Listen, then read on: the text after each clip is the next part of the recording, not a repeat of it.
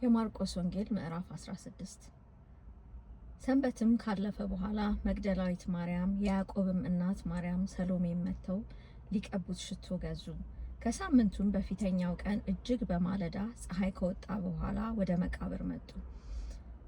እርስ በርሳቸውም ድንጋዩን ከመቃብር ደጃፍ ማን ያንከባልልናል ይባባሉ ነበር።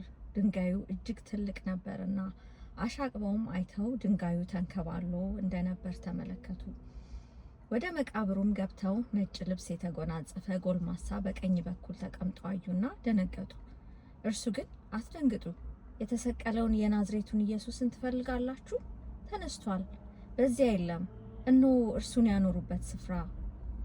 ነገር ግን ሄዳችሁ ለደቀ መዛሙርቱ ለጴጥሮስም ወደ ገሊላ ይቀድማችኋል እንደነገራቸው በዚያ ታዩታላችሁ ብላችሁ ንገሯቸው አላቸው። መንቀጥቀጥና መደንገጥ ይዟቸው ነበርና ወጥተው ከመቃብሩ ሸሹ። ይፈሩ ነበርና ለማንም አንዳች አልነገሩም። እነርሱም ያዘዛቸውን ሁሉ ለጴጥሮስና ከእርሱ ጋር ላሉት በአጭሩ ተናገሩ። ከዚያም በኋላ ኢየሱስ ራሱ ለዘላለም ድነት የሆነውን የማይለወጠውን ቅዱሱን ወንጌል ከፀሐይ መውጫ እስከ መጥለቂያው ድረስ በእጃቸው ላከ። ከሳምንቱም በመጀመሪያው ቀን ማልዶ በተነሳ ጊዜ አስቀድሞ 7 አጋንንት ላወጣላት ለመግደላዊት ማርያም ታየ። እርሷ ሄዳ ከእርሱ ጋር ሆነው ለነበሩት ሲያዝኑና ሲያለቅሱ ሳሉ አወራችላቸው። እነርሱም ሕያው እንደሆነ ለእርሷም እንደታያት ሲሰሙ አላመኑም።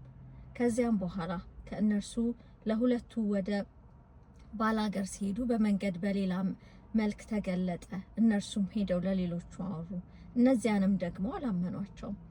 ኋላም በማዕድ ተቀምጠው ሳለ ለ11 ተገለጠ። ተነስቶም ያዩትን ስላላመኗቸው አለማመናቸውን የልባቸውንም ጥንካሬ ነቀፈ። እንዲህም አላቸው፣ ወደ ዓለም ሁሉ ሂዱ፣ ወንጌልንም ለፍጥረት ሁሉ ስበኩ። ያመነ የተጠመቀ ይድናል፣ ያላመነ ግን ይፈረድበታል።